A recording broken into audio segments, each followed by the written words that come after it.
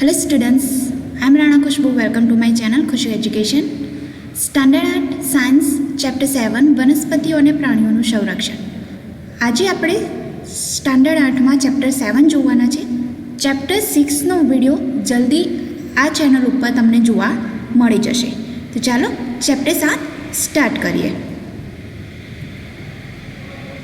પ્રસ્તાવના. તમે ધોરણ 7માં ભુજ અને પહેલીએ પ્રોફેસર અહેમદ તેમજ ટીબુ સાથે જંગલનું ભ્રમણ કર્યું હતું. તે તમે ભણી ગયા. જે સ્ટાન્ડર્ડ 7માં તમે જંગલનું પરિભ્રમણ જોયું હતું. ઓકે, તમે ભણી ગયા છે. કેટલાકે ભરતપુર અભયારણ્ય, કેટલાક કાઝીરંગા રાષ્ટ્રીય ઉદ્યાન, કેટલાક વાઇલ્ડ લાઈફ અભયારણ્ય, વાઘ સંરક્ષિત વગેરે વિશે સાંભળ્યું હતું. આ પ્રકરણમાં આપણે અભયારણ્ય, રાષ્ટ્રીય ઉદ્યાન, જૈવ આરક્ષણ વિસ્તારમાં પ્રાણીઓ અને વનસ્પતિનું સંરક્ષણ કેવી રીતે થાય છે તેના વિશે અભ્યાસ કરવાના છે. રાષ્ટ્રીય ઉદ્યાનો, વન્યજીવ અભયારણ્ય, જૈવ આરક્ષિત ક્ષેત્રોને બનાવવાનો ઉદ્દેશ્ય શું છે? વિચારો જોઈએ. આન્સર છે વન્ય જાતિઓનું, એટલે કે જે વનસ્પતિ અને પ્રાણીઓ છે તેનું રક્ષણ કરવા માટે જે લુપ્ત થઈ ગઈ છે. નેક્સ્ટ ટોપિક 7.1 વન નાબૂદી અને તેના કારણો. આપણી પૃથ્વી પર વિવિધ પ્રકારની વનસ્પતિઓ તેમજ પ્રાણીઓ જોવા મળે છે. અલગ અલગ જાતની અલગ અલગ પ્રકારની વનસ્પતિ અને પ્રાણીઓ તમને જોવા મળે છે. તે માનવ જીવનને ટકી રહેવા માટે તેમજ સારી રીતે રહેવા માટે પણ આવશ્યક છે. આજે આ સજીવોના અસ્તિત્વ માટે વન નાબૂદી એક મોટો ખતરો બની ગયો છે. વન નાબૂદીનો મતલબ કે જે વૃક્ષો કટ થતા જાય છે, વૃક્ષો ઓછા થતા જાય છે, બરાબર, એ એક મોટો ખતરો બની ગયો છે. કેમ વન નાબૂદી મોટો ખતરો બની ગયો છે તે પણ આપણે આગળ જોઈશું. વન નાબૂદી એટલે વનનો નાશ કરીને એ પ્રાપ્ત જમીનનો અન્ય કાર્ય માટે ઉપયોગ કરવો.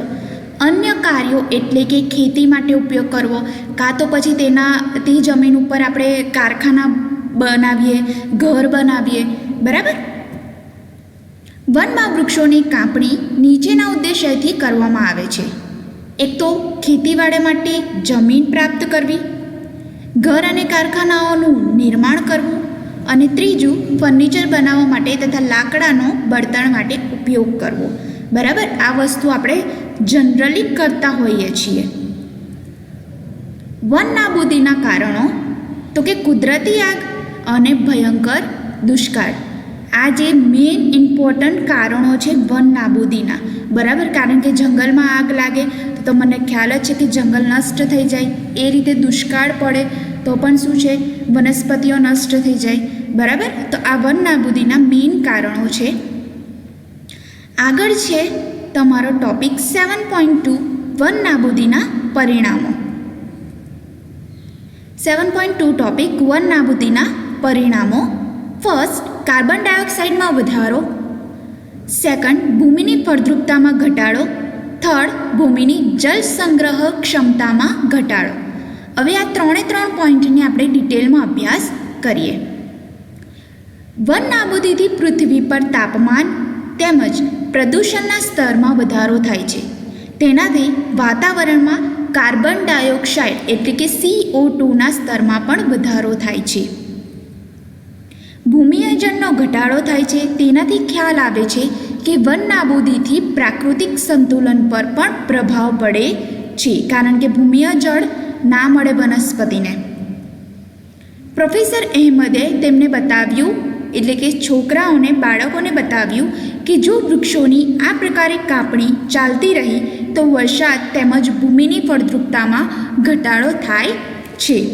કારણ કે જલચક્ર એ પણ તમને ખબર છે. બીજી વસ્તુ, વનસ્પતિ વરસાદમાં પણ બહુ મોટો ફાળો ભજવે છે. ભૂમિની ફળદ્રુપતામાં પણ જો વૃક્ષો ના હોય તો ઘટાડો થઈ શકે છે, બરાબર. તેનાથી વધુ પ્રમાણમાં પૂર તેમજ દુષ્કાળ જેવી કુદરતી આફતોની સંભાવના વધી જાય છે. કેવી રીતે એ પણ આપણે આગળ જોઈશું. વનસ્પતિને પ્રકાશ સંશ્લેષણ માટે કાર્બન ડાયોક્સાઇડની જરૂર હોય છે. અહીંયા તમે પહેલો ટોપિક અભ્યાસ કરશો, કાર્બન ડાયોક્સાઇડમાં વધારો છે, તો તમને ખ્યાલ જ છે કે વનસ્પતિ પ્રકાશ સંશ્લેષણ માટે કાર્બન ડાયોક્સાઇડનો ઉપયોગ કરે છે. ઓછા વૃક્ષોનો અર્થ એ છે કે કાર્બન ડાયોક્સાઇડના ઉપયોગમાં ઘટાડો થવો.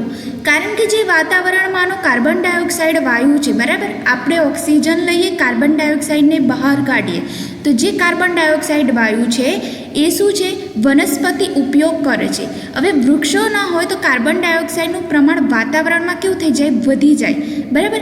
એટલે અહીંયા શું કહે છે, ઓછા વૃક્ષોનો અર્થ એટલે કાર્બન ડાયોક્સાઇડના ઉપયોગમાં ઘટાડો. એ લોકો ઉપયોગ ના કરે, જેનાથી વાતાવરણમાં શું થઈ જાય, કાર્બન ડાયોક્સાઇડની માત્રા વધી જાય છે. કારણ કે કાર્બન ડાયોક્સાઇડ પૃથ્વી દ્વારા પરાવર્તિત ઉષ્મીય કિરણોને શોષી લે છે, એટલે તેની માત્રાના વધારાના પરિણામે ગ્લોબલ વોર્મિંગ થાય છે. એટલે તમને ખ્યાલ છે, પૃથ્વીનું તાપમાન અચાનક તમારું વધી જાય, બરાબર. કેમ? તો કે કાર્બન ડાયોક્સાઇડ વધારે પ્રમાણમાં વાતાવરણમાં હોય તો કાર્બન ડાયોક્સાઇડ શું કરશે કે જે ઉષ્મીય કિરણો છે, સૂર્યમાંથી આવતા કિરણોનું વધારે પ્રમાણમાં શોષણ કરશે. હવે જો વાતાવરણમાં કાર્બન ડાયોક્સાઇડનું પ્રમાણ વધારે હોય તો તમારા જે કિરણોનું જે ગરમીનું પ્રમાણ છે તે વધી જશે, બરાબર, જેના કારણે ગ્લોબલ વોર્મિંગ થાય છે. નેક્સ્ટ છે, પૃથ્વીના તાપમાનમાં વધારાથી જળચક્રનું સંતુલન બગડી જાય છે અને વરસાદમાં પણ ઘટાડો થાય છે, જેને કારણે દુષ્કાળ આવે છે. તમે લાસ્ટ સ્ટાન્ડર્ડમાં પણ જળચક્ર ભણી ગયા છો કે જળચક્ર વરસાદ કેવી રીતે પડે છે, બરાબર. અને આના કારણે શું, પૃથ્વીમાં તાપમાન વધવાના કારણે તો વરસાદમાં ઘટાડો થાય. હવે વરસાદમાં ઘટાડો થાય તો જેને કારણે શું આવે, દુષ્કાળ આવે છે, બરાબર. સેકન્ડ ટોપિક છે તમારો ભૂમિની ફળદ્રુપતામાં ઘટાડો. તો શું કહે છે, ભૂમિના ગુણધર્મોમાં પરિવર્તનનું મુખ્ય કારણ એક તો વન નાબૂદી છે. કોઈપણ ક્ષેત્રમાં ભૂમિના ભૌતિક ગુણધર્મ પણ વનસ્પતિ ઉછેર અને વૃક્ષોની અસર પડે છે. કેવી રીતે તે જોઈએ. ભૂમિ પર વૃક્ષોની માત્રા ઘટવાના કારણે ભૂમિનું ધોવાણ વધે છે.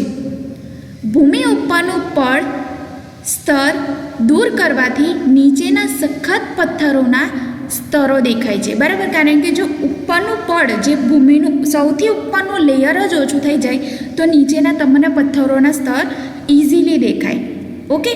જેનાથી સેન્દ્રિય પદાર્થોનો શું થાય છે, ઘટાડો થાય છે. તમને ખ્યાલ છે કે જે ભૂમિમાં સેન્દ્રિય પદાર્થો વધારે હોય તે ભૂમિ સૌથી ફળદ્રુપ હોય, પણ જે ભૂમિમાં સેન્દ્રિય પદાર્થો ઘટાડો હોય તો તેમાં તે ભૂમિની ફળદ્રુપતા કેવી હોય, એમાં પણ ઘટાડો થાય છે, બરાબર. તો આ રીતે જે વૃક્ષો છે, જે વન નાબૂદી છે, તે ભૂમિની ફળદ્રુપતામાં પણ ઘટાડો કરે છે. ધીમે ધીમે ફળદ્રુપ ભૂમિ શામાં ફેરવાઈ જાય છે, તો કે રણમાં ફેરવાઈ જાય છે, અને જેને રણ નિર્માણ કહેવામાં આવે છે. થર્ડ પોઈન્ટ છે તમારો ભૂમિની જળ સંગ્રહ ક્ષમતામાં ઘટાડો. જળ સંગ્રહ ક્ષમતા એટલે કે પાણીને શોષણ કરવાની ક્ષમતામાં ઘટાડો. તો શું કહે છે, વન નાબૂદીને કારણે ભૂમિની જળ સંગ્રહ ક્ષમતામાં પણ ઘટાડો થાય છે. ભૂમિની ઉપરના પડની મારફતે નીચેના સ્તરોમાં પાણી પ્રવેશવાની ક્રિયામાં અસર ઊભી થાય છે, જેના પરિણામ સ્વરૂપે પૂર આવે છે. શું કહે છે, ઉપરના પડની મારફતે, કારણ કે ઉપરનું પડ ઘસાઈ જાય તો નીચેના સ્તરોમાં પાણી પ્રવેશવાની ક્રિયામાં શું થાય, અસર ઊભી થાય, બરાબર છે. એટલે કે જો તે પાણીનું શોષણ ના કરી શકે, જે ભૂમિ પાણીનું શોષણ ના કરી શકે તો શું થાય, ઉપર જે છે તે પાણીનો ભરાવો થાય અને જેના પરિણામ સ્વરૂપે શું આવે, પૂર આવે છે. ભૂમિના અન્ય ગુણધર્મો જેવા કે પોષક તત્વો, બંધારણ વગેરે પર વન નાબૂદીની અસર જોવા મળે છે. નેક્સ્ટ ટોપિક 7.3 વન અને વન્યજીવનું સંરક્ષણ. જીવાવરણ પૃથ્વીનો એ ભાગ છે કે જેમાં સજીવો વસવાટ કરે છે અથવા જે જીવનને આધાર આપે છે. એટલે આ પૃથ્વીના જે ભાગમાં સજીવો રહે છે તેને શું કહેવામાં આવે છે, જીવાવરણ કહેવામાં આવે છે. આ આવરણમાં સજીવોનું અસ્તિત્વ હોય છે, બરાબર. વનસ્પતિ છે, પ્રાણી છે, સૂક્ષ્મજીવો છે, મનુષ્યો છે, બરાબર. તો જીવાવરણ જે આવરણ છે તેમાં સજીવો વસવાટ કરે છે. પ્રોફેસર અહેમદે પહેલી અને બૂઝો તેમજ તેમના સહઅધ્યાયીઓ માટે પંચમઢી જૈવાવરણ સુરક્ષિત ક્ષેત્રની પસંદગી કરી. તમે અહીંયા જોઈ શકો છો પંચમઢી જૈવાવરણ ક્ષેત્ર. આ ક્ષેત્રોની વનસ્પતિ અને પ્રાણીઓ ઉપરી હિમાલયની શૃંખલાઓ તેમજ નીચાણવાળા પશ્ચિમ ઘાટ વિસ્તારના પ્રાણીઓ અને વનસ્પતિઓને સમાન છે. પ્રોફેસર અહેમદ એ વન કર્મચારી શ્રી માધવજી જૈવાવરણ સંરક્ષિત ક્ષેત્રમાં વિદ્યાર્થીઓનું માર્ગદર્શન કરવાનો અનુરોધ કર્યો. તેઓએ જણાવ્યું કે જૈવિક મહત્વ ધરાવતા ક્ષેત્રોનું સંરક્ષણ એટલે કે બચાવ એ આપણી રાષ્ટ્રીય પરંપરાનો એક ભાગ છે. વનસ્પતિ અને પ્રાણીઓનું આપણે સંરક્ષણ કરવું જોઈએ, તેમને બચાવવા જોઈએ. જે જાતિ લુપ્ત થઈ રહી એટલે જે જાતિઓ ઘટતી, તેમની સંખ્યા ઓછી થતી રહી છે, તેમનો બચાવ આપણે કરવો જોઈએ. માધવજીએ વિદ્યાર્થીઓને સમજાવ્યું કે આપણા વ્યક્તિગત પ્રયત્નો તેમજ સમાજના પ્રયત્નોથી વિશેષ સરકારી સંસ્થાઓ પણ વન તેમજ વન્ય પ્રાણીઓના રક્ષણ માટે કાર્યરત છે. સરકાર તેઓની સુરક્ષા અને સંરક્ષણ હેતુ માટે નિયમ, પદ્ધતિઓ અને યોજનાઓ બનાવે છે. તમને ખ્યાલ જ છે કે અલગ અલગ યોજનાઓ વાઘ માટે, સિંહ માટે અલગ અલગ જે જાતિઓ ઓછી થતી ગઈ છે, જે પ્રાણીની જાતિની સંખ્યા ઓછી થતી ગઈ છે, તેમના માટે અલગ અલગ યોજનાઓની તૈયારી કરવામાં આવે છે કે જેને કારણે તેમની સુરક્ષા થઈ શકે, તેમનો બચાવ થઈ શકે. આગળ છે વન્ય પ્રાણી અભયારણ્ય, રાષ્ટ્રીય ઉદ્યાન, જૈવાવરણ સુરક્ષિત ક્ષેત્ર વગેરે વનસ્પતિ અને પ્રાણીઓ માટે સંરક્ષિત તેમજ સુરક્ષિત ક્ષેત્રો છે. કેમ? તો એનો આગળ આપણે ડિટેલમાં અભ્યાસ કરીશું તો તમને ખ્યાલ આવશે કે પર્ટિક્યુલર વન્ય પ્રાણી અભયારણ્ય છે, રાષ્ટ્રીય ઉદ્યાન છે, જૈવાવરણ સુરક્ષિત ક્ષેત્ર છે, એ પર્ટિક્યુલર વનસ્પતિ અને પ્રાણીઓ માટે કેમ સુરક્ષિત છે. સુરક્ષિત ક્ષેત્રોમાં વૃક્ષારોપણ, ખેતી ચરવું, વૃક્ષોની કાપણી, શિકાર, ચામડું પ્રાપ્ત કરવા માટે શિકાર વગેરે આ ક્ષેત્રોમાં પ્રતિબદ્ધ હોય છે. હવે વૃક્ષારોપણ બરાબર, ખેતી ચરવું, વૃક્ષોની કાપણી કરવાની મનાઈ છે, શિકાર કરવાનો મનાઈ છે, ચામડું પ્રાપ્ત કરવા માટે પણ શિકાર કરવાનો મનાઈ છે, જેથી પ્રાણીઓનું રક્ષણ થઈ શકે. આગળ છે અભયારણ્ય વિશે આપણે જોઈએ. એવો વિસ્તાર જ્યાં પ્રાણીઓ તેમજ તેના નિવાસ કોઈ પણ પ્રકારના ખલેલથી સુરક્ષિત હોય, એટલે કે કોઈની પણ ખલેલ એમાં હોતી નથી. પ્રાણીઓ સંપૂર્ણપણે ત્યાં સુરક્ષિત હોય છે. આગળ છે રાષ્ટ્રીય ઉદ્યાન, વન્ય પ્રાણી માટે આરક્ષિત ક્ષેત્ર જ્યાં તે સ્વતંત્ર રૂપે નિવાસ તેમજ પ્રાકૃતિક સંસાધનોનો ઉપયોગ કરી શકે છે.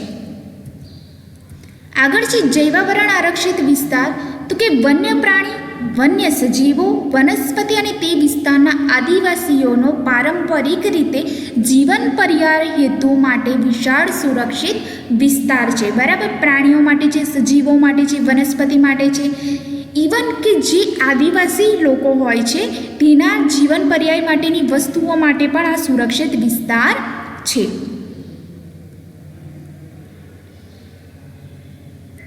બરાબર, ચાલો નેક્સ્ટ ટોપિક છે 7.4 જૈવ આરક્ષિત વિસ્તાર. પ્રોફેસર અહેમદ તેમજ માધવજી સાથે વિદ્યાર્થીઓએ જૈવ આરક્ષણ વિસ્તારમાં પ્રવેશ કર્યો. માધવજીએ સમજાવ્યું કે જૈવ વિસ્તારના રક્ષણ માટે જૈવ આરક્ષણ વિસ્તાર બનાવવામાં આવ્યો છે. શેના રક્ષણ માટે? તો કે જૈવ વિસ્તારના રક્ષણ માટે જૈવ આરક્ષણ વિસ્તાર બનાવવામાં આવ્યો છે. તમે જાણો છો કે જૈવ વિવિધતા. હવે જૈવ વિવિધતા એટલે શું? તો કે જૈવ વિવિધતા એટલે કોઈ પણ ક્ષેત્રોમાં જોવા મળતી બધી વનસ્પતિઓ, પ્રાણીઓ અને સૂક્ષ્મ જીવોની વિભિન્ન પ્રજાતિ, જે તમને અલગ અલગ પ્રાણીઓની, વનસ્પતિની, સૂક્ષ્મ જીવોની અલગ અલગ પ્રજાતિઓ જોવા મળે છે, તેને શું કહેવાય? જૈવ વિવિધતા કહેવામાં આવે છે. કોઈપણ ક્ષેત્રોનો જૈવ આરક્ષિત વિસ્તાર તે ક્ષેત્રની જૈવ વિવિધતા તેમજ સંસ્કૃતિને જાળવી રાખવામાં સહાયક છે. શું કીધું છે? કોઈપણ ક્ષેત્રોનો જૈવ આરક્ષિત વિસ્તાર તે ક્ષેત્રની જૈવ વિવિધતાને જાળવી રાખે અને તેની સંસ્કૃતિને પણ જાળવી રાખે છે અને રક્ષણ કરે છે. માટે જૈવ આરક્ષિત વિસ્તાર બનાવવામાં આવ્યો છે. પંચમઢી જૈવાવરણ આરક્ષિત વિસ્તારમાં સાતપુડા નામનો એક રાષ્ટ્રીય ઉદ્યાન તથા બોરી તેમજ પંચમઢી નામના 2 વન્ય પ્રાણી અભયારણ્ય આવે છે. બરાબર, જે અહીંયા તમને દેખાય છે સાતપુડા રાષ્ટ્રીય ઉદ્યાન. અહીંયા તમને જોવા મળશે, જો પંચમઢી તમને જોવા મળે છે, વચ્ચે મધ્યપ્રદેશમાં પંચમઢી આવેલા છે. બરાબર, અહીંયા તમને જૈવ આરક્ષણ ક્ષેત્ર જે ઇન્ડિયામાં છે તે તમને જોવા મળશે. ગુજરાતમાં તમને કચ્છ બતાવેલું છે. બરાબર, મધ્યપ્રદેશમાં તમને પંચમઢીનું બતાવેલું છે. એ રીતે અલગ અલગ પ્રદેશોમાં તમને જોવા મળશે. નેક્સ્ટ ટોપિક 7.5 વનસ્પતિ સૃષ્ટિ અને પ્રાણી સૃષ્ટિ. બાળકોએ ભ્રમણ કરતી વખતે જૈવાવરણ આરક્ષિત વિસ્તારની લીલોતરીની પ્રશંસા કરી. હવે જંગલ હોય છે, જૈવ આરક્ષણ વિસ્તાર, તો લીલોતરી વૃક્ષોથી ભરપૂર હોય છે. બરાબર, તો તેઓ ઊંચા ઊંચા સાગના વૃક્ષો તેમજ વન્ય પ્રાણીઓને જોઈને ખુશ થયા. તમે જ્યારે જંગલમાં જાઓ તો તમને ઘણી બધી અલગ અલગ જાતના પ્રાણીઓ જોવા મળે, અલગ અલગ જાતના વૃક્ષો જોવા મળે, વનસ્પતિઓ જોવા મળે. અચાનક પહેલીએ એક સસલું જોયું અને તેની પાછળ તે દોડવા લાગી. પ્રોફેસર અહેમદે તેને અટકાવીને સમજાવી કે પ્રાણીઓ પોતાના નિવાસ સ્થાનમાં ખુશ રહે છે, આપણે તેને પરેશાન કરવા જોઈએ નહીં. જે રીતે આપણને કોઈ પરેશાન કરે તો આપણને ના ગમે, એ જ રીતે પ્રાણીઓને પણ તેમના નિવાસ સ્થાનમાં ખુશ રહેવા દેવાના હોય, આપણે તેને પરેશાન કરવા જોઈએ નહીં. માધવજીએ સમજાવ્યું કે કેટલાક પ્રાણીઓ તેમજ વનસ્પતિઓ કોઈ વિશિષ્ટ વિસ્તારમાં જ જોવા મળે છે. તમને ખ્યાલ હશે કે અલગ અલગ વનસ્પતિ હોય છે. લાઈક તમે સ્ટાન્ડર્ડ 7માં તમે એક કળશપર્ણ વનસ્પતિ વિશે અભ્યાસ કરેલો. બરાબર, એ પર્ટિક્યુલર અલગ વિસ્તારમાં તમને જોવા મળે છે. તો અહીંયા માધવજી પણ એ સમજાવે છે કે એવા કેટલાક પ્રાણીઓ હોય છે ને એવી કેટલીક વનસ્પતિ હોય છે કે જે અમુક વિશિષ્ટ વિસ્તારમાં જોવા મળે છે. હવે આવા વિશિષ્ટ વિસ્તારમાં જોવા મળતી વનસ્પતિને શું કહેવાય? વનસ્પતિ સૃષ્ટિ કહેવાય. અને વિશિષ્ટ વિસ્તારમાં જોવા મળતા પ્રાણીઓને શું કહેવાય? પ્રાણી સૃષ્ટિ. એટલે કે વિશિષ્ટ વિસ્તારમાં જોવા મળતી વનસ્પતિને વનસ્પતિ સૃષ્ટિ અને પ્રાણી સૃષ્ટિ એટલે વિશિષ્ટ વિસ્તારમાં જોવા મળતા પ્રાણી. બરાબર, એ અલગ પ્રકારના હોય તેને. હવે વનસ્પતિ સૃષ્ટિ જોઈએ, એના એક્ઝામ્પલ જોઈએ તો સાલ, સાગ, આંબો, જાંબુ, હંસરાજ, અર્જુન. બરાબર, આંબો તો તમને જનરલી જોવા મળે જ છે, પણ જ્યારે જૈવ આરક્ષણ ક્ષેત્રમાં આ બધા તમને જોવા મળશે. જાંબુ છે, હંસરાજ છે, અર્જુન છે, સાલ છે, સાગ છે. બરાબર, આ બધી વનસ્પતિ તમને જોવા મળશે. તો આ છે વનસ્પતિ સૃષ્ટિના એક્ઝામ્પલ. આગળ જોઈએ પ્રાણી સૃષ્ટિના એક્ઝામ્પલ, તો કે ચિંકારા. આ પણ પ્રાણી તમે નહીં જોયું હોય. નીલગાય, નીલગાય જનરલી તમે જોઈ હશે, એ પણ વિશિષ્ટ ક્ષેત્રોમાં તમને જોવા મળે છે. લાઈક તમે કચ્છ બાજુ જાઓ તો કચ્છ બાજુ પણ તમને જોવા મળશે. બાર્કિંગ ડિયર, પછી ચિત્તલ, દીપડો, વરુ, આ પણ વિશિષ્ટ વિસ્તારોમાં જ જોવા મળે છે. આ પણ પ્રાણી સૃષ્ટિના એક્ઝામ્પલ છે. નેક્સ્ટ ટોપિક છે તમારો 7.6 સ્થાનિક જાતિઓ. બાળકો ઝડપથી શાંતિપૂર્વક ઘાટ જંગલમાં પ્રવેશ્યા. બાળકો એક વિશાળ ખિસકોલીને જોઈને આશ્ચર્યચકિત થયા. તમને ખિસકોલી અહીંયા આપેલી છે, તમને પણ આશ્ચર્યચકિત થશે કે આવી ખિસકોલી હોય છે. જુઓ, આ ખિસકોલીની પૂંછડી કેવી છે? મોટી પીછાકાર છે. માધવજીએ સમજાવ્યું કે તેને વિશાળ ખિસકોલી કહેવામાં આવે છે. તમે જનરલી અહીંયા ભારતીય ખિસકોલી જોઈ હશે, બરાબર, કે જે નાની અમથી હોય છે, પણ આ જે ખિસકોલી છે તે વિશાળ છે અને એની જે પૂંછડી હોય છે તે પીછાકાર હોય છે. આ વિસ્તારની સ્થાનિક જાતિ છે. વનસ્પતિ અને પ્રાણીઓની એવી જાતિઓ કે જે કોઈ એક ક્ષેત્રમાં વિશિષ્ટ જોવા મળે. શું કીધું છે? વનસ્પતિ અને પ્રાણીઓની એવી જાતિ કે જે એક જ ક્ષેત્રમાં વિશિષ્ટ રીતે જોવા મળે તેને શું કહેવામાં આવે? સ્થાનિક જાતિ. એટલે તે જ ક્ષેત્રની કહેવામાં આવે. બરાબર, અલગ અલગ જે ક્ષેત્રમાં તે જોવા મળે છે, જે ક્ષેત્રમાં તે જોવા મળે તે ક્ષેત્રને શું કહેવામાં આવે છે? સ્થાનિક જાતિ કહેવામાં આવે છે. તે કોઈ અન્ય વિસ્તારમાં પ્રાકૃતિક રૂપે જોવા મળતી નથી. મેં કીધું તમને સ્થાનિક જાતિ એટલે શું કે પર્ટિક્યુલર વિસ્તારમાં જ જોવા મળે તો તે જ વિસ્તારની સ્થાનિક જાતિ કહેવાય. તે કોઈ બીજા વિસ્તારમાં જોવા મળે નહીં. કોઈ વિશિષ્ટ પ્રકારની વનસ્પતિઓ તેમજ પ્રાણીઓ કોઈ વિસ્તાર, રાજ્ય તથા દેશની સ્થાનિક જાતિ હોઈ શકે છે. બરાબર. માધવજીએ પંચમઢી જૈવાવરણ આરક્ષિત ક્ષેત્રમાં આવેલ સાલ અને જંગલી આંબાના ઝાડને બતાવીને સ્થાનિક વનસ્પતિઓનું ઉદાહરણ આપ્યું. બાયસન એટલે કે જંગલી બળદ, ભારતીય વિશાળ ખિસકોલી અને ઉડતી ખિસકોલી આ વિસ્તારના સ્થાનિક પ્રાણીઓ છે. તમે અહીંયા જોઈ શકો છો. બાયસન એટલે કે જંગલી બળદ છે.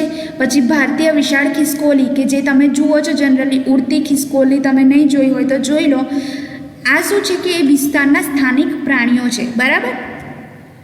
પ્રોફેસર અહેમદે જણાવ્યું કે તેમના નિવાસનો નાશ થવાથી અને વસ્તી વધારાથી અને ત્યાં નવી જાતિઓને લાવવાથી સ્થાનિક જાતિના કુદરતી નિવાસ અને તેમના અસ્તિત્વને પણ જોખમ થઈ શકે છે. તમને ખ્યાલ જ છે જો પ્રાણીઓનું નિવાસ છીનવાઈ જાય એટલે કે પ્રાણીઓ જનરલી મોટાભાગે જંગલમાં રહેતા હોય, હવે એ જંગલ જ એમના પાસેથી છીનવાઈ જાય, વન નાબૂદી થઈ જાય તો એમના ઉપર ઘણી ઘેરી અસર પડે છે. એમનું રહેઠાણ છીનવાઈ જાય, એમનો ખોરાક છીનવાઈ જાય. બરાબર.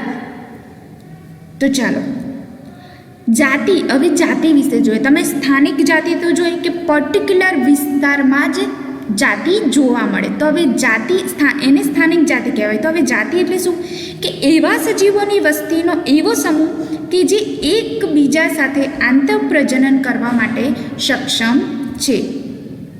એનો અર્થ એ થાય કે એક જાતિના સભ્યો અન્ય જાતિઓ સિવાય પોતાની જાતિના સભ્યો સાથે પ્રજનનક્ષમ સંતતિનું નિર્માણ કરી શકે છે. હવે તો તમે અહીંયા ઇમેજમાં કોકરોચ જુઓ છો. બરાબર. તો કોકરોચ શું કરશે? એની જાતિના જ બીજા કોકરોચ સાથે પ્રજનન કરશે અને સંતતિનું નિર્માણ કરશે. એ બીજી કોઈ અન્ય જાતિ સાથે પ્રજનન કરશે નહીં. બરાબર. જે રીતે મનુષ્યમાં થાય છે કે પોતાની જાતિમાં મેરેજ થાય છે એ જ રીતે અને સંતતિ આગળ વધે છે એ જ રીતે અહીંયા પ્રાણીઓમાં શું થાય છે કે એક જ જાતિના સભ્યો અન્ય જાતિઓમાં નહીં પરંતુ પોતાની જાતિના જ સભ્યો સાથે પ્રજનનક્ષમ સંતતિનું નિર્માણ કરી શકે. એક જ જાતિના સભ્યો સામાન્ય લક્ષણો ધરાવે છે. હવે નેક્સ્ટ ટોપિક છે તમારો 7.7 વન્ય પ્રાણી અભયારણ્ય. પહેલીએ એક બોર્ડ જોયું જેની ઉપર પંચમઢી વન્ય પ્રાણી અભયારણ્ય લખ્યું હતું. પ્રોફેસર અહેમદે જણાવ્યું કે આરક્ષિત જંગલની જેમ કેટલાક એવા વિસ્તારો છે જ્યાં વન્ય પ્રાણી સુરક્ષિત તેમજ સંરક્ષિત રહે છે અને તેને શું કહેવામાં આવે છે? વન્ય પ્રાણી અભયારણ્ય. હવે આના વિશે આપણે ડિટેલમાં અભ્યાસ કરવાના છે. વન્ય પ્રાણી અભયારણ્ય. બરાબર. કે જ્યાં પ્રાણીઓ જે છે તે સુરક્ષિત પણ છે અને સંરક્ષિત પણ છે. માધવજી આગળ કહે છે કે અભયારણ્ય એ જગ્યા છે જ્યાં પ્રાણીઓનો શિકાર કરવો અથવા તેને પકડવા માટે સંપૂર્ણ પ્રતિબંધ હોય છે.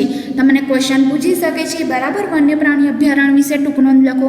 તો અભયારણ્ય એવી જગ્યા છે કે જ્યાં શું છે શિકાર કરવાની મનાઈ છે. આપણે શોર્ટમાં આગળ જોયું હતું. અને પ્રાણીઓને પકડવા માટે પણ પ્રતિબંધ હોય છે કારણ કે તેમને શિકાર કરવા માટે પણ પ્રાણીઓ તેમનામાંથી ચામડું મેળવવા માટે પણ પ્રાણીઓનો શિકાર કરવામાં આવે તો તેના પર પણ અહીંયા પ્રતિબંધ છે. આગળ છે કેટલાક મહત્વપૂર્ણ સંકટોમાં મુકાયેલા જંગલી પ્રાણીઓ. જે મહત્વપૂર્ણ સંકટોમાં મુકાયેલા છે તેવા જંગલી પ્રાણીઓ જેવા કે કાળું હરણ, શ્વેત આંખવાળું હરણ, હાથી, સોનેરી બિલાડી, ગુલાબી શીર્ષવાળું બતક, ઘડિયાળ, કાદવમાં રહેતો મગર, અજગર, ગેંડા વગેરે આપણા વન્ય પ્રાણી અભયારણ્યોમાં સુરક્ષિત તેમજ સંરક્ષિત છે. બરાબર. ભારતીય અભયારણ્યમાં આગવા વિસ્તારો, મોટા સપાટ જંગલો, પહાડી જંગલો તથા મોટી નદીઓના મુખ ત્રિકોણ પ્રદેશની ઝાડીવાળી જમીન અથવા ઝાડીઓ છે. એ અફસોસની વાત છે કે સંરક્ષિત જંગલો પણ વન્ય પ્રાણી માટે સુરક્ષિત નથી. કેમ નથી? જે જંગલો છે તે વન્ય પ્રાણી માટે પણ સુરક્ષિત નથી. આ તમને ક્વેશ્ચનમાં પણ પૂછાય છે. તો કેમ? કારણ કે તેની આસપાસના જે ક્ષેત્રો હોય છે તેમાં રહેવાવાળા લોકો અતિ ઉપયોગ કરીને તેને નષ્ટ કરી નાખે, કારણ કે જંગલમાંથી આપણને કેટલી બધી વસ્તુઓ મળે છે જેને કારણે જંગલને નષ્ટ કરી દે છે. બાળકોને તેમની પ્રાણી સંગ્રહાલયની મુલાકાત યાદ કરાવવામાં આવે છે. તેઓ યાદ કરે છે કે પ્રાણી સંગ્રહાલય પણ એવું સ્થાન છે જ્યાં પ્રાણીઓને રક્ષણ મળે છે. તમે જનરલી પ્રાણી સંગ્રહાલયની મુલાકાત, ઝૂની મુલાકાત તમે લીધી હશે. પ્રાણી સંગ્રહાલય અને અભયારણ્યમાં શું તફાવત છે વિચારો જોઈએ. તો ચાલો એ જોઈએ તફાવત. પ્રાણી સંગ્રહાલય અને અભયારણ્ય, તો પહેલો પોઈન્ટ છે પ્રાણી સંગ્રહાલયમાં તો કે પ્રાણીઓને કૃત્રિમ વસવાટ મળે છે. બરાબર, તેમને કૃત્રિમ રીતે, કારણ કે આપણે જે બનાવેલું હોય છે તેવો વસવાટ મળે છે. નેચરલ કે જે નેચરલી ઉગેલું હોય તેવો વસવાટ એમને મળતો નથી. જ્યારે અભયારણ્ય શું કહે કે તેમને કુદરતી વસવાટ આપવામાં આવે છે. પ્રાણી સંગ્રહાલયમાં પ્રાણીઓને બંધનમાં રાખવામાં આવે છે. તમે ઝૂની મુલાકાત લીધી હશે કે એ લોકોએ કેદમાં બરાબર અલગ રીતે એ લોકોને જાળીની અંદર રાખવામાં આવે છે. જ્યારે અભયારણ્યમાં તમે જશો ને તો પ્રાણીઓને મુક્ત રાખવામાં આવે છે. એટલા માટે અહીંયા કીધું છે કે કુદરતી વસવાટ. પ્રાણી સંગ્રહાલયમાં કૃત્રિમ વસવાટ એટલે કે એમના રહેઠાણની, ખોરાકની બધી વ્યવસ્થા કરવામાં આવે, જ્યારે અભયારણ્યમાં એમાં કરવામાં આવતી નથી. અહીંયા એક છે ટોપિક. આ નેક્સ્ટ ટોપિક છે તમારો પ્રાણીઓની રહેઠાણ, ખોરાક, રક્ષણ, સ્વાસ્થ્યની કાળજી રાખવામાં આવે છે. જ્યારે અભયારણ્યમાં શું હોય છે કે તેમાં પ્રાણીઓને નુકસાન થાય તેવી પ્રવૃત્તિઓ પણ પ્રતિબંધ હોય છે. કારણ કે અભયારણ્ય શું છે, કુદરતી વસવાટે તેમને ઓટોમેટિક મળે છે ને તેમને મુક્ત રાખવામાં આવે, તો તેઓ પોતાના રહેઠાણ, ખોરાક માટે બીજાના ઉપર ડિપેન્ડ રહેતા નથી. બરાબર, એટલે તેઓ પોતાનું રહેઠાણ, ખોરાક જાતે શોધી લે છે. જ્યારે પ્રાણી સંગ્રહાલયમાં એમને બંધનમાં રાખવામાં આવે છે, માટે તેમની ખોરાક અને રહેઠાણ માટે કાળજી રાખવામાં આવે છે. તો આ હતો પ્રાણી સંગ્રહાલય અને અભયારણ્યનો તફાવત. નેક્સ્ટ ટોપિક છે 7.8 રાષ્ટ્રીય ઉદ્યાન. રોડની સાઈડ પર એક બોર્ડ લગાવેલું હતું જેના પર લખ્યું હતું કે સાતપુડા રાષ્ટ્રીય ઉદ્યાન. માધવજીએ બાળકોને જણાવ્યું કે આ વિશાળ આરક્ષિત ક્ષેત્ર છે. પર્યાવરણના સંપૂર્ણ નિવાસન તંત્રનું સંરક્ષણ કરવા માટે પર્યાપ્ત છે તેને રાષ્ટ્રીય ઉદ્યાન કહે છે. નિવાસન તંત્ર પણ તમને ખ્યાલ છે કે જે એકબીજા ઉપર આધારિત હોય, બરાબર, પ્રાણીઓ, તે વનસ્પતિ જાત, પ્રાણી જાત, ભૂમિ વિસ્તાર તથા ઐતિહાસિક વસ્તુઓનું સંરક્ષણ કરે છે. આહાર શૃંખલા પણ તમને ખબર છે કે એકબીજા ઉપર આધારિત હોય છે પ્રાણીઓ, વનસ્પતિઓ. સાતપુડા રાષ્ટ્રીય ઉદ્યાન ભારતનું પ્રથમ આરક્ષિત જંગલ છે. આ યાદ રાખજો. આ જંગલમાં ઉચ્ચ પ્રકારના શાક જોવા મળે છે. સાતપુડા રાષ્ટ્રીય ઉદ્યાનમાં ખડકોના આશ્રય એટલે કે ગુફાઓ પણ આવેલ છે. તે આપણને આદિમાનવના જીવન વિશે ખ્યાલ આવે છે.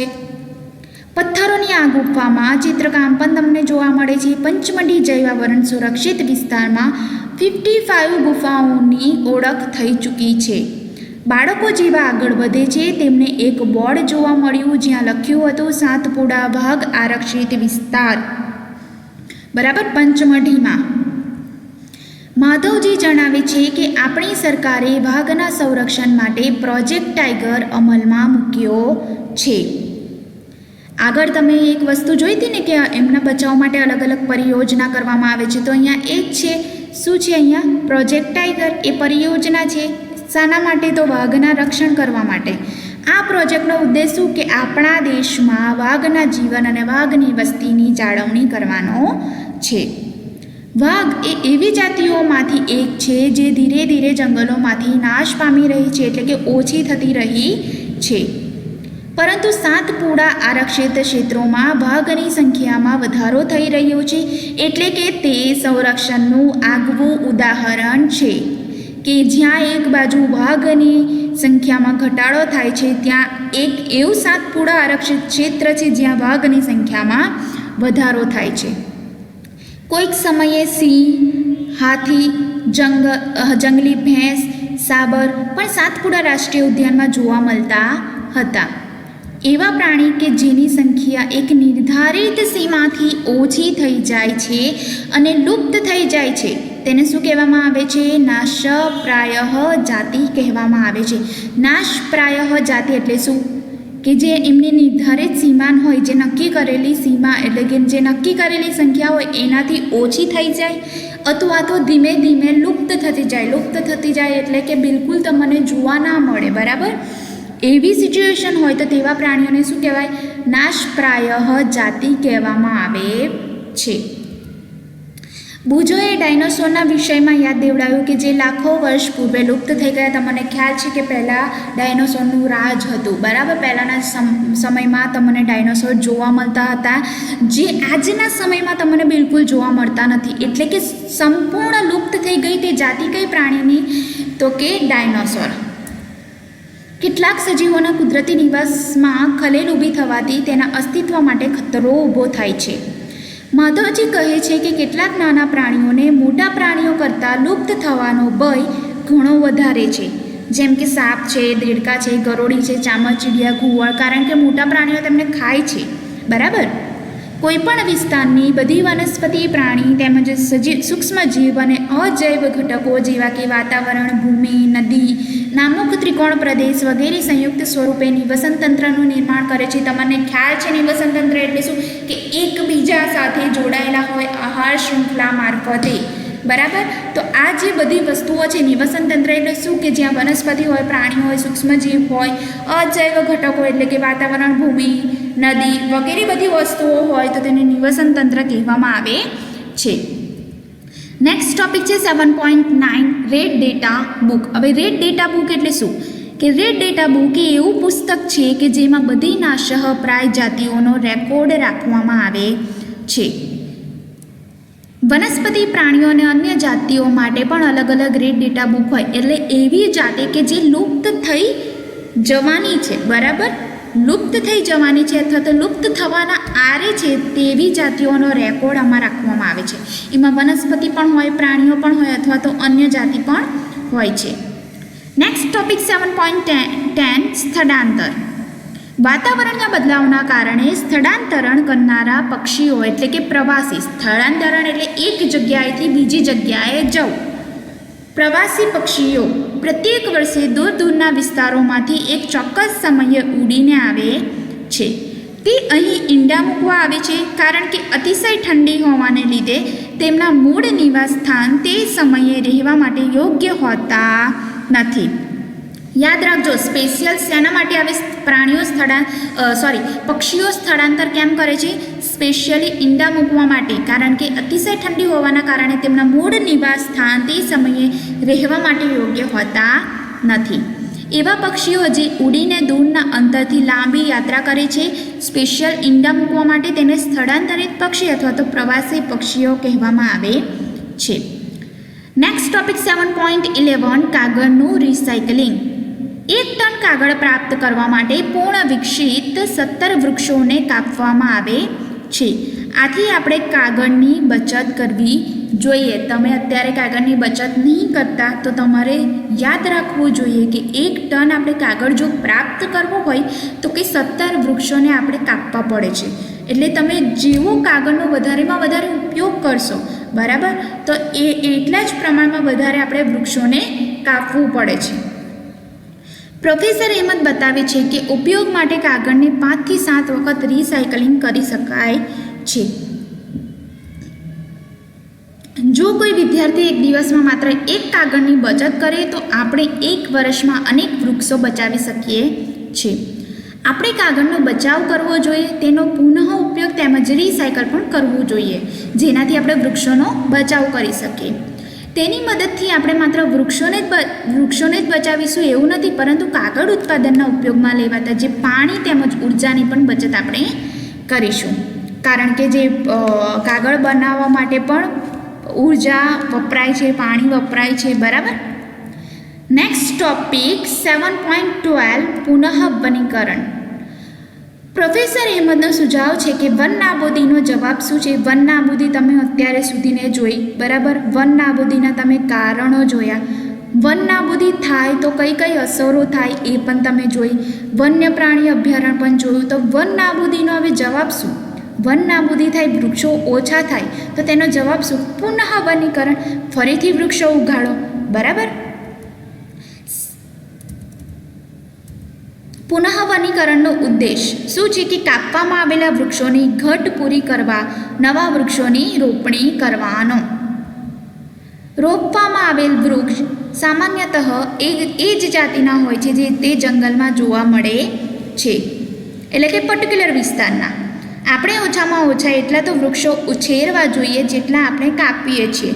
કુદરતી રીતે પુનઃ વનીકરણ થઈ શકે છે. કુદરતી વનીકરણમાં માનવની કોઈ ભૂમિકા હોતી નથી, કારણ કે તે કુદરતી રીતે ઉગે છે. આપણે અત્યાર સુધી જંગલોને ઘણું નુકસાન કર્યું છે. જો આપણે આપણી આવનારી પેઢી માટે હરિયાળી સંપત્તિ બનાવી રાખવી હશે તો વધારેમાં વધારે વૃક્ષારોપણ જ એકમાત્ર વિકલ્પ છે. પ્રોફેસર અહેમદે બતાવ્યું કે ભારતમાં વન સંરક્ષણ અધિનિયમ છે. એટલે કે શું? તો કે અધિનિયમનો હેતુ શું? પ્રાકૃતિક વનોની જાળવણી અને સંરક્ષણ એટલે કે રક્ષણ કરવાનો, સાથે સાથે એવો ઉપાય કરવાનો જેનાથી જંગલોમાં અને તેની નજીક રહેવાવાળા લોકોની જરૂરિયાતોની પૂર્તતા થઈ શકે. તો આ હતું તમારું ચેપ્ટર નંબર 7, વનસ્પતિ અને પ્રાણીઓનું સંરક્ષણ. આ ચેપ્ટરમાં અત્યાર સુધીના આપણે અભ્યાસ કર્યો કે વન નાબૂદી એટલે શું, વન નાબૂદીના પરિણામો, બરાબર, વન નાબૂદીના કારણો, વન નાબૂદી થાય તો તેનાથી શું અસર થાય છે, વન્ય પ્રાણી અભયારણ્ય વિશે આપણે ડિટેલમાં અભ્યાસ કર્યો, પ્રાણી સંગ્રહાલય, રાષ્ટ્રીય ઉદ્યાન, જૈવ આરક્ષણ ક્ષેત્ર, બરાબર, એ બધી વસ્તુઓ આપણે ડિટેલમાં અભ્યાસ કર્યો. કાગળનું રિસાયકલિંગ, પુનઃ વનીકરણ, બધા આપણે ટોપિકનો અભ્યાસ કર્યો. જે પ્રાણીઓ લુપ્ત થતા જાય છે તેના માટે રેડ ડેટા બુકનો ઉપયોગ કરવામાં આવે છે તે પણ આપણે અભ્યાસ કર્યો. તો આ હતું તમારો સ્ટાન્ડર્ડ 8નો ચેપ્ટર નંબર 7.